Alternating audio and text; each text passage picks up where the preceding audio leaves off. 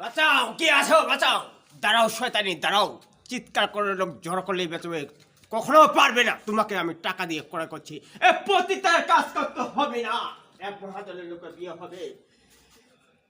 Police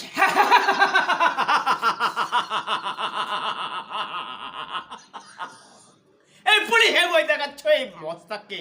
যদি জীবনের মায়া থাকলে আমার মাল আমাকে নিয়ে যেতে দাও, নইলে আরে যা শালা, অবলা নারী নিয়ে আর ছিনিমিনি খেলবে না।